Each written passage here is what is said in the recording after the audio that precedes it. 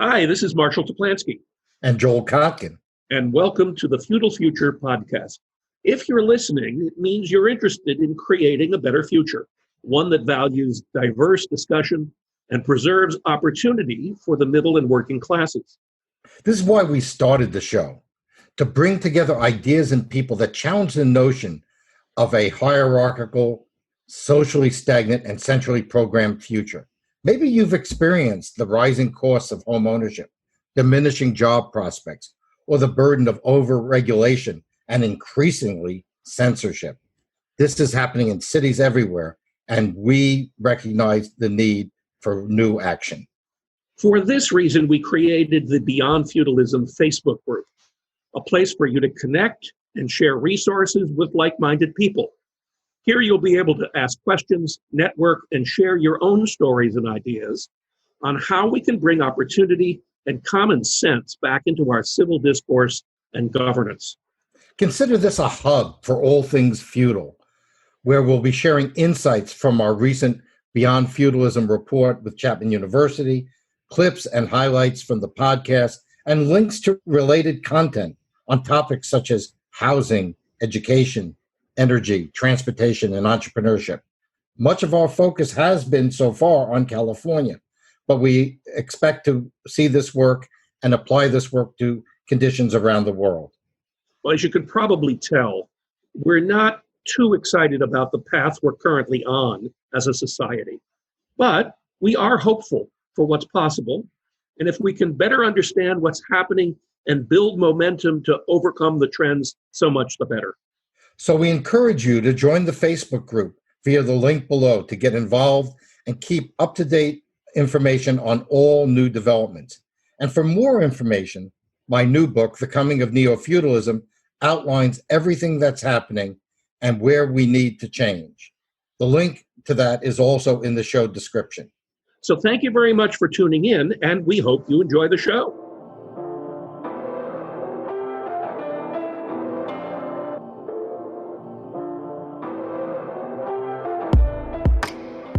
Look at what happened and look at where we are now. It's amazing, and it's not just Gensler but it's all the different industries. And I hate to say it, some will die, right? And some will be born and some will flourish, right? During these times. And it'll be very interesting to look back. History is being made right now, in my opinion. This is Joel Kotkin. And this is Marshall Toplansky. And you're listening to the Feudal Future podcast. Our society is being rapidly reduced to a feudal state, a process now being exacerbated by the COVID-19 pandemic. Millions of small businesses are near extinction. Millions more are losing their jobs, and many others will be stuck in the status of propertyless serfs. The big winners have been the expert class of the clerisy, and most of all, the tech oligarchs, who benefit as people rely more on algorithms than human relationships. With this, around the world, the middle class is becoming more squeezed than ever, and it's having profound economic, social, and spiritual implications. Here on the show, we're having conversations with business, government, and citizen leaders like you to get to the core of these issues and explore how we can work together to form a better future than the one we're headed towards. Hello, and welcome to another episode of the Feudal Future podcast. I'm Marshall Toplansky. And I'm Joel Kotkin. And we're delighted to be with you today. We have really a fascinating group of people with us. Today's topic is going to be all about offices and what the environment's going to be like for people working. And we couldn't have a better couple of people. We have Kirstie Acevedo, who's a studio director and a senior associate for Gensler in Newport Beach, and Jim Young, who's the co-managing director and design principal for Gensler in Newport Beach.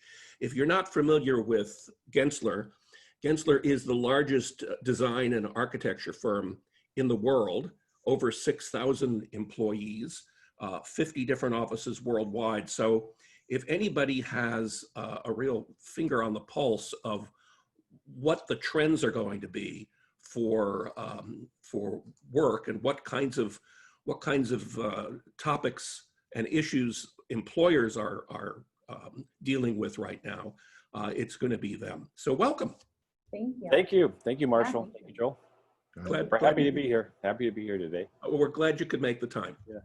So, you know, there have been lots of predictions that the world of office work is going to be changing dramatically now, especially if we get hopefully past COVID. How widespread is the redesigning of workplaces actually happening? What are you and Gensler worldwide seeing? Well, wow, you know, we are fortunate enough to be a global company and understand more than just our neighborhood, right, Marshall? And you know, we're seeing a lot of different approaches to what the return to the office environment will be. And I think one key word is right now is flexibility, right? Because we don't know what tomorrow is going to bring us in regards to interior environments and how they're going to work. So planning for complete flexibility is very, very important. And thinking about, you know, 12 months from now, 18 months from now, and 24 months from now, as vaccines start to play a role in how, you know, how people come together in tighter environments. But it is fortunate, you know, we're able to learn from our Asia offices, right, Kirstie, in the beginning about how they handled this and how they've returned back to work. We're fortunate enough to be able to, we're working in the Middle East, we're understanding what office environments and companies and global headquarters are doing in their environments in other parts of the world and how they're handling, you know, returning to work and returning to the office. And everyone's a little bit different right now because I think everyone's on a discovery path. Like I said, no one knows what tomorrow is going to bring. And so every day is a new day, and we have to be very agile. We have to be very flexible, and we have to be very willing to try new things. But you know, the bottom line is just that safe social distancing, keeping people apart as best as we can, touchless environments or low touch zones, low touch areas and things like that in the office environment. Good mechanical systems, good air systems, good entry systems, all of the above. So Kirstie, go ahead. I don't want to hog No, I think that's the whole thing. I think that's great. And to reemphasize some of the points that Jim has made, you know, at Gensler, we really pride ourselves on making sure that not only are we staying in the forefront of that, but it's based on research and really understanding what our client needs are. And so in the last few months, we've engaged with over 325 roundtable discussions. I know, Marshall, you were part of one of those or two of those now, which has been great. And really trying to base a lot of that off of factual needs and desires from what the client expectations are. And what we're seeing is that there's really a focus on what do we need right now, what do we need in the near future, and then what does the real long-term future look like, and how are we getting ahead of that in all three aspects.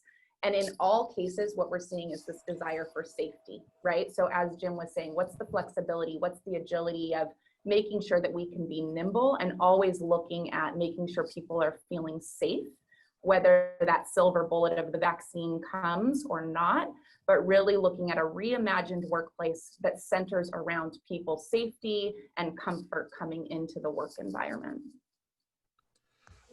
Don't you expect that there'll be a much higher percentage of people working at home, at least part-time? Every survey I'm seeing is seeing at least going from 6% to 20 or 30%. That's going to reconfigure the office space by itself.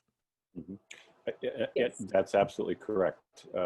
Even from a Gensler perspective, globally, we're finding that it might be upwards, Joel, to the 30%, like you mentioned, that of your own people, of our own people that would like to work at home. I think that'll be an evolution too. I think that seems, to some, that seems like a really great thing. To others, it doesn't. And I think people will evolve through that. And that number will probably become a little bit less, at least for our business. You know, how architects and designers work together in a collaborative type of way.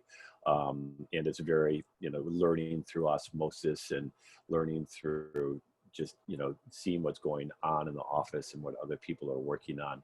I think that number will probably reduce. That's my prediction. I don't know about Kirstie, if you have a prediction on that too, but I agree. I mean, I do think it's based on industry, right? Like, what are the industry needs and who's driving that? We have seen with a number of our clients in the cases of like call centers, the happiness factor of people from a call center environment, they enjoy being at home. They want to be at home more. But in our particular industry and in others, the ability to come together and collaborate and be creative together is really a driving force. And so what we're predicting and what we're seeing is that the workplace is going to become more of like a place to meet, right? Like you have the ability to come together, collaborate in a safe way, and then maybe go back to your home environment in order to have that flexibility and the ability to do that. Call centers, I'm surprised call centers are at 90%, right? Right, so, right.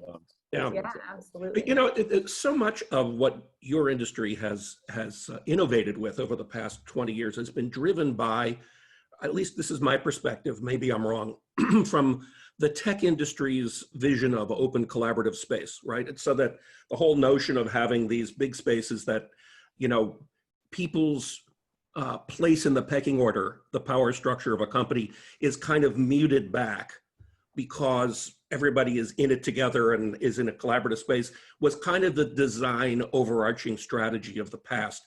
Is that changing at all? Or do you see that people will move away from that kind of openness and elimination of layers and accessibility, or do you see that changing in some other way? Personally, I hope not, Marshall. You know, that open collaborative way of working or learning, I think, is very indicative of how people learn, you know, and how people experience and how people are mentored and how people are trained and how people you know, do their work. I hope that doesn't happen. We're very busy right now. It's remarkable how busy we are, and we're not seeing a move from that, but we're seeing, like Kirstie said, a move of how do we keep people safer in those environments. Many of those younger tech companies, startup companies, I think there is, like Kirstie said, there's more of ability to work at home. Is it 50-50? Is it 60-40? And they're coming together more in an environment that you know, is necessary for them to come together for a particular reason. But I hope not. I hope these open areas, you know, will stand the test of time, you know, and we'll, in 18 months or a couple of years from now, they'll probably be, hopefully, you know, back to the way they are. But I just want to make things more difficult for you. Good. That's our job, you know. That's what we're here for. I mean, okay. In studying the demographic trends, well before COVID, people were leaving large cities. Millennials were moving to the suburbs. Remarkably, one of the biggest surprises we've run into is that people starting to move to smaller cities. I mean, we understood that they were going to go to Nashville and Dallas, but now they're also going to much smaller cities, under 1 million. So does that mean that maybe there will need to be not only dispersed workforces, but also dispersed workplaces? In other words, that, you know, maybe companies are going to say, well, you know, maybe we should have an office in Des Moines that, you know, which can be socially distanced because you don't have the space and the space issues. Plus, you don't have to take the subway. Everybody drives to work. Right. Are you seeing anything like that? I think that, I don't know, Kirstie, I think that trend will probably continue, and I think it's some of it's economics, right, and some of it's desire, and some of it's pandemic related. All those things, I think, make sense to us, right? Yes. Yeah, I would agree, and I think this is the first time in history that we're seeing the actual uncoupling of work and place, right? And there's a lot of flexibility that's coming with that type of environment to allow people to have their home life, their home connection. People are enjoying that from the perspective of more focus time, less commute, more autonomy. but at the same time, they do want that work environment to come back to in order to collaborate and meet. And I think from that perspective, human nature, right? Like we want to come together, we want to be together. And so how are we doing that in such a way, to your point, Joel, is that these microclimates that are going to start to develop where you're looking at other areas in order to move your business and try to understand that perspective. And it's an interesting time for sure. We definitely are foreseeing a lot of shifting in that and flexibility there. Well, And you know, this hybrid notion of working partially at home and partially in an office is just one element of it. The other element of kind of hybridness is within the home office itself, right? Where the line between when are you at work and when are you not at work? Mm-hmm. And then if it's a two-career couple, how do you navigate who's working now, who's not working now? Right. Are you being asked to think about those issues too?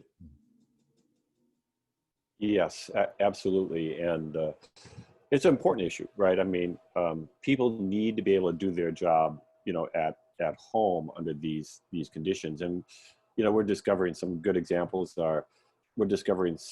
it's very difficult for people, particularly with families or have a small apartment or have connection issues. But we're discovering even some of our staff, are working out of their car. That's not the right, because they can't get away, right, from the rest of the noise of the family happening in a very small apartment somewhere in downtown LA. We had a woman in our office that lived in a boat. I love her, Megan, she's great. And, that was her desire to live, but it became very difficult for her. And she, just recently went home to New York to work, in her mother's home, right? Because after 5 months of working in a cabin in a boat, it's very difficult, right? And then I'm on a call with her last night, and she's in her car again. So I don't really get it, but who knows? Hopefully the car was parked. Yes, it was. Yeah, it was. And we lost power because of the hurricane, so I think it was an opposite. All these natural disasters that keep occurring. But we're trying to be very aware of how can we help people work better at home, particularly as we grow. None of us, we had no idea we'd be here 5 months later, and this is important. We've given people a little money, a little funding. We've allowed them to take some of their equipment, seating and things for ergonomics to take those home, right? Yes. Because you're sitting in a dining room chair, you don't have that great of ergonomics. But I just want to something that Kirstie mentioned, and I just because I have to just let you know, when you say this has never happened before, actually commuting is a relatively new thing. Actually, if you go back, I study history. That's my problem. And one of if you look, for instance, early capitalist societies, let's say in the Netherlands, and you go to those wonderful Rembrandt paintings, very often there was a business downstairs and the family was upstairs, and there were meeting places. Now, these cities, like if you've been to Amsterdam, they had, you could walk to a coffee shop down the road. You could meet somebody at a restaurant. So that you had that social aspect, but it was also very familial. And I think that's really going to be, a trend and really important. One of the interesting things about that early capitalist society that emerged in the Netherlands is women played a very big role in managing those businesses. Mm-hmm. It was the separation of predominantly the male having to go out and ride the train, get on the freeway, and be gone for 2 hours, getting to work, and then coming home in 2 hours. That was not sustainable vis-a-vis from a family point of view. So, like, for instance, when I was doing work in New York, a lot of what we did focus groups, people would say, look, my choice is either to have a family or live in New York. And now we have more possibilities of how people can live than they did before. And, the notion of putting people in, studio apartments and then having them spend all this time in their offices is not very conducive to family life. And, I would argue that the collapse of the family is probably the biggest single question. So, have you been thinking about how to make family life and work life be something done in tandem? Yeah. And are there changes in how we structure work that might help that? Yeah. I mean, I love that question, Joel, because that's near and dear to my heart. Like, I have two little boys, 10 and 7, and it's been a challenge to transition home and make sure that we're educating them. I mean, I kind of joke that they've gone feral at times because it's just like, they're like, where are they? I'm not sure, and you're trying to balance everything. And that's definitely a question, and I think a struggle for a lot of people. And the nice thing, the lovely thing that I think is emerging from this is this idea of empathy and being very empathetic to people's individual life situations, whether that is how are you balancing work and raising children, or you have an elderly parent at home that you need to be helping to take care of because you've brought them in so that they're not exposed to things. I mean, I think from our individual company culture, and I think true to a lot of our clients, this understanding people's personal life situation has been a really nice kind of level setting and checkpoint for people to be more understanding that you work to live, you don't live to work. And how do you do that in such a way that it's really thoughtful and conducive of doing a great job, being successful in your career, but then at the same time, raising children or helping your family or whatever those needs are, so that you can balance it all and feel successful balancing it all. Jim, I don't know if you have anything to add, but I do think it's been a nice transition, to be honest. Yeah, I think that was perfect. I just think we're all learning, right? And we're going to discover, what these times mean, but it'll take us a year to look back and go, what happened? What happened to my children during that period?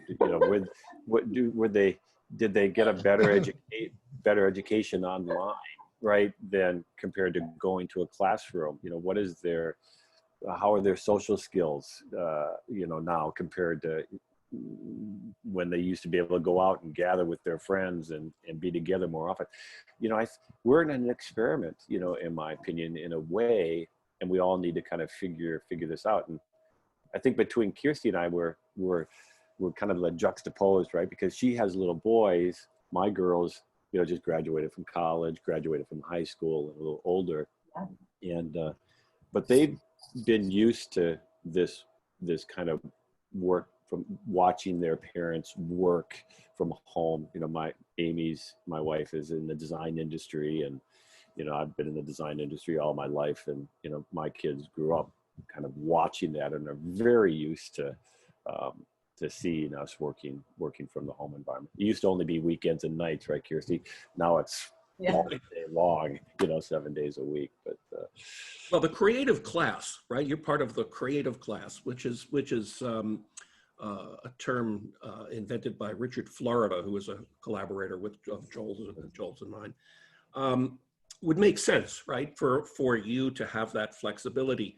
mm-hmm. I'd like to flip it around a little bit. And if you don't mind, I'd like to talk, and if this is, too close to the vest, you don't want to talk about it, please tell me. But I'd like to talk about, from a business point of view, how this reconceptualization has shifted. My sense is that in the past, the money people, the CFO within a company, had a very strong imprint on kind of what the design of a physical space would be, right? Cost was a huge, huge issue. Mm-hmm. And of course, compliance is always a huge question of, you meet OSHA regulations and all the myriad of regulations that you have to deal with. Is there a new voice from a managerial perspective on from your clients that are now inputting a different set of variables into the equation of how you design space? From my perspective, if it's answering the question, there is a more HR type of point of view being applied that I've seen recently to to some of the newer projects that we're working on, and making, like Kirstie said, making sure that those environments are, conducive to the employee and the staff that are trying to come back. So there's more of a position in that regard, right, Kirstie? Yeah, I would agree. Yeah, I would agree. We're definitely seeing the involvement of HR more in a lot of those design decisions. I wanted to reemphasize or emphasize as well that I think there's more of a focus now on space being representative of company culture and company principles.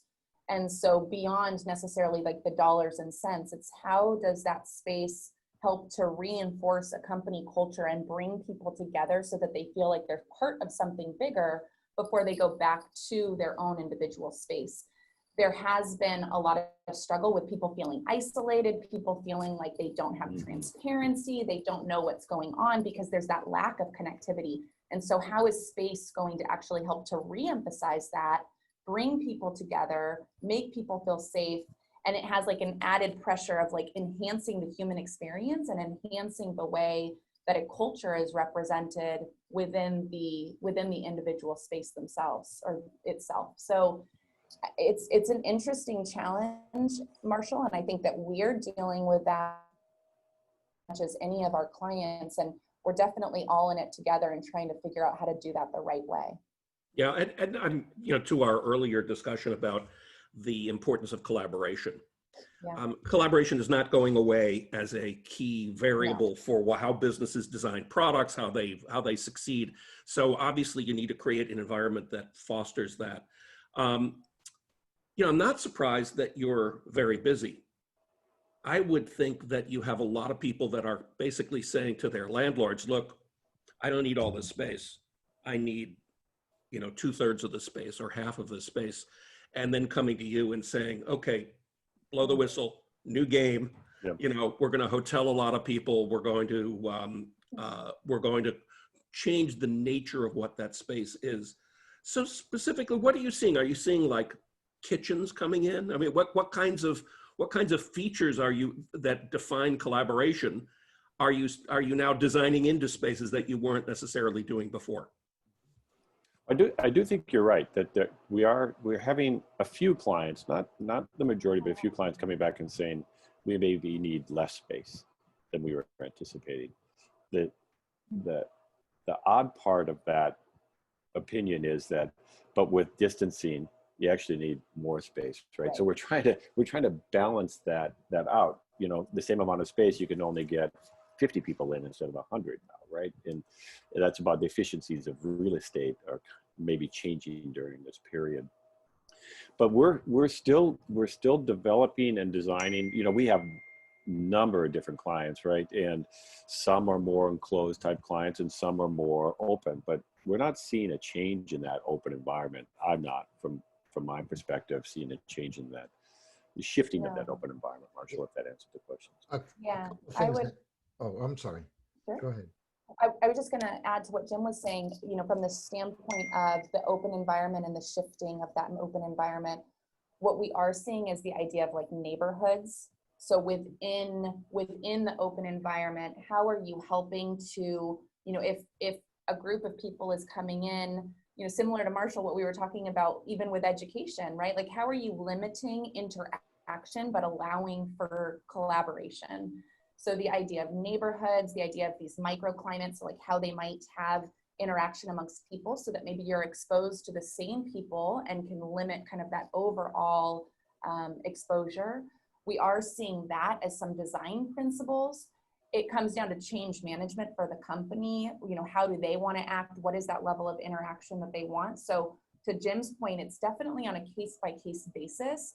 We're not necessarily seeing the shrinking of space because it just might be less people in the same amount of space. So it's in transition for sure. Well, I'm sorry, you were going to say something. Well, a couple of things, as we're looking at the future cities, which I'm obviously doing a lot of essays on these days. One is, it does seem a generational thing. In other words, young people have probably the biggest need to be in an office because they need to be mentored and, they want to flirt or whatever. I don't think they've completely deteriorated yet. Although I think that's very important, Joel. I mean, that the younger people being mentored in office is very important. I see people struggling, but keep going. So yeah. So then, but as people get older, they already have the network. They have a family. They probably need more space. And if they're in a place like California and you're under the age of 35, you're probably living in the Inland Empire because you can't afford to live unless you have rich parents or you robbed a bank. You're probably not living, close to work. So I think you're going to see this bifurcation. Like, for instance, I just finished a big project in Arkansas with Rich, and we did it all remotely. The collaboration worked fine, but everybody in that group knew who the other person was. They were all experienced people. So we weren't bringing in a 20-year-old who is trying to figure out what they're going to do Friday night. right. I mean, and so do you see that as would that change the space? And then the last thing is a real estate friend of mine in Texas who's, let's just say been extremely successful. What he's doing is he's buying redundant retail space in suburban areas and converting it into socially distanced offices, because his belief is if you buy something, a bankrupt Sears building is going to be cheap. Mm-hmm. And you could probably configure it with 6 feet of space. And one big thing, not elevators going to 90th floor, because I still can't figure out how you're going to possibly get people to socially distance in subways and elevators. I mean, I agree. we don't have transporters like they have in Star Trek. So maybe someday, Joel. Maybe someday. Right. So do you see those kind of different alternatives by age, by neighborhood, and then because I am so convinced that we're going to have a tsunami of surplus retail space, like we won't even know what to do with. I think that's a fair prediction. I was on a retail call yesterday within Gensler, and we were talking about those exact subjects, about what will happen to some of these larger box environments and larger box stores, and what can their conversion look like. And I think that's a very fair comment. And that's something we have to discover also. Back to retail. I just love this idea of how people are evolving into that outdoor space in retail. It's like being in Paris, right, Joel? That you have all this much more of an outdoor experience. And I think that's a good thing that's coming out of this, right? And healthier too. And healthier too. I mean, I don't particularly enjoy the hay bales and things like that are going around some of these outdoors. I think we can do it in a much better way. And we were talking about that from a retail perspective, and how we design better exterior environments and how street areas start to open up. And I do, one idea that how do we do that even for work environments and office environments, right? I mean, I think Wright had it right at Taliesin, right? In the 30s, what was it, 38 or 39 on the rim of the world. His whole studio, it was an outdoor space. I mean, yes, he was under a roof, but everything opened up, and let the air come in and out of that environment. I love this idea of how can office environments or just general work environments also take advantage of that outdoor space. In our office area, right, Kirstie, we have this great outdoor space. It's all Wi-Fi connected. It's a public space, but it's covered, but has lots of tables and chairs, and that's part of our re-entry process, that we are going to use that outdoor area as a work environment. And I just love the evolution of this that comes from that Paris restaurant, and comes from Wright's, rim of the world idea in the 30s to what maybe our environments can start to look like, particularly in LA and larger cities. And hopefully I'm making sense. Because and it helps to have good weather. Yes, California, it works. Well, and good and welcoming air. Yes. Right? Probably will put, if that trend continues, it'll put even more focus on the quality of the environment. Yeah. And we were talking yesterday with people in London. I was talking to Duncan in London, and it's like, even there, they're very interested in this idea and trying to capture. But yeah, London weather is the worst, right? So, Yeah. so It could be Minneapolis. yeah, it could be Minneapolis too. So Right. What's second Yeah. prize I'm going to have Yeah. with? Yeah. So, question for you about the mixture of physical proximity and virtual proximity. So many companies are using Slack or Yammer or, these kinds of collaboration engines. I've actually even been in offices where people are physically can see each other and they're using Slack to communicate. How is that a factor in all of this? go ahead, Well, Kirstie. yeah, let me make sure I'm answering your question correctly. I mean, I think that AR, VR, digital collaboration, that's definitely something we're seeing as a trend. We're seeing it more, and Marshall, I hear you about people actually doing that within an office environment.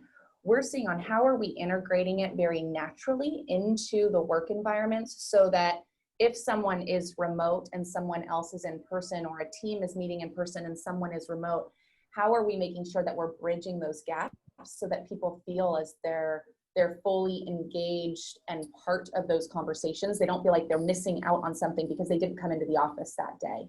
So that natural integration of digital tools and technology is a huge consideration as we look at kind of the future of, and making sure that that's seamless in the way that people are using those tools so that we aren't stumbling on ourselves through that coordination and collaboration. But Jim, I don't know if you want to add anything, but it is being incorporated for sure. I think, I'm a little older, right, you guys, but last year in our office, people were doing it. I mean, people would sit right next to each other, but they'd be instant messaging and talking to each other. Yes.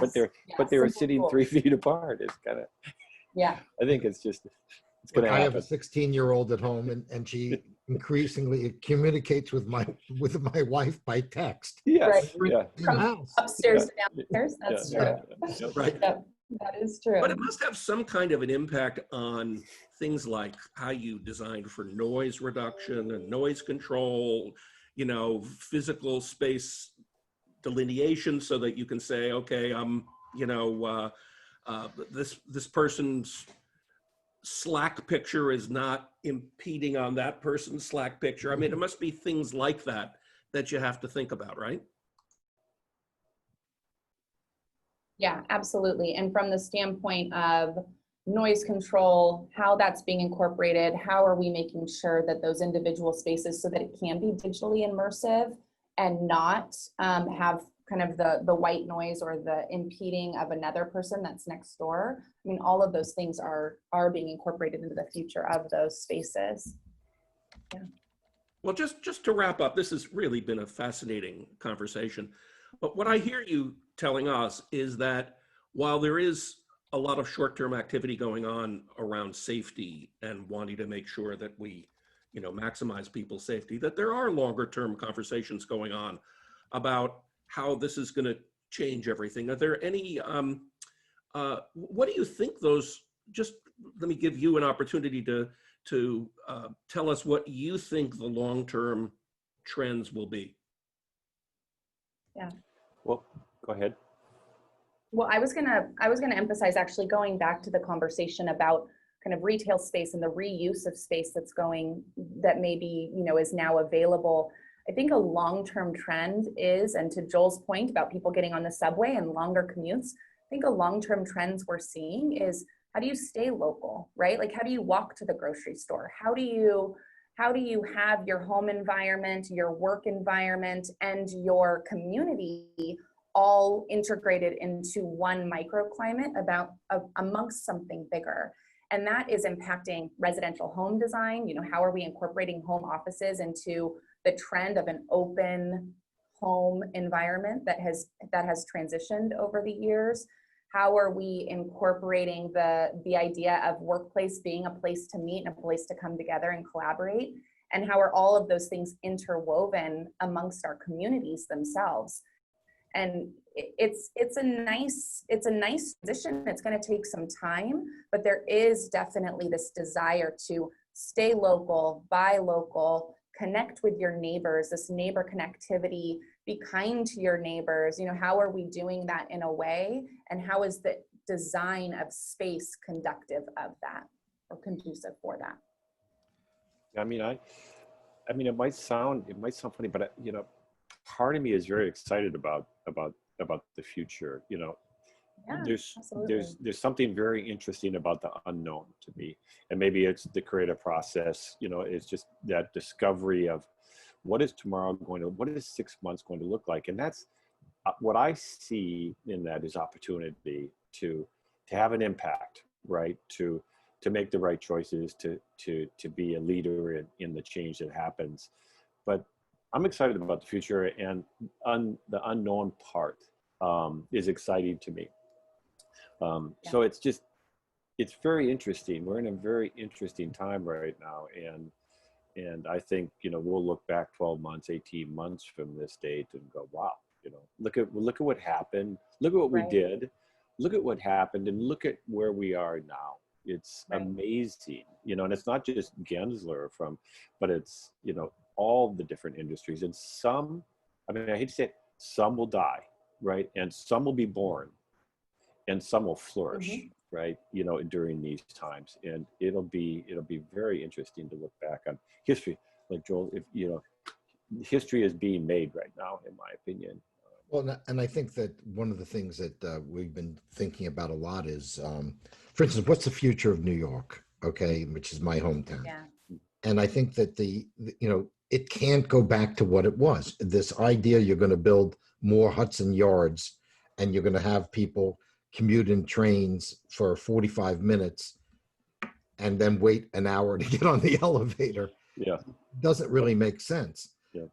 But what we're proposing, this is in work I'm doing for several people, is why don't we look at, I love your microclimate idea, which is there's all this talent in Brooklyn, let's say. I mean, most of the editors I deal with now, particularly under the age of 50, are in Brooklyn. You know, some of the old guys were able to get in when the going was good, but you know, if you're under the age of 50 and you're not a child of Warren Buffett, you're probably going to live someplace else. So the what's interesting is, why don't we take the Brooklyn area and put offices and, you know, workspaces and things to do in those communities, just like we look here in Southern California. The one only place that's growing in Southern California right now is the Inland Empire, but they're desperately short of a decent infrastructure for you know, for work. So I'm seeing I think this idea of microclimates, instead of what I think a lot of architects and planners wanted, which is incredibly concentrated, gigantic, you know, sort of Dubai, you know, level density. I don't think that's the future. So it's going to be very interesting to see how companies like yours are able to bring effective office environments and work environments to places that, by the way, in the old days, Brooklyn used to have jobs. There used to be lots of people who worked in Brooklyn. I'm old enough to remember. Can we bring that back into the neighborhoods and into the suburbs? Yes. Yeah. Yeah. Agreed. Absolutely. Well, Kirstie Acevedo and Jim Young from Gensler, thank you so much for sharing your time with us. What an interesting perspective you have on all of this, and what a cool view of what the changes are going to be. Thank you so much for being with us. Thank you. Thank you for having us. It was fun. Yeah, that was fun. Thank you. Thank you.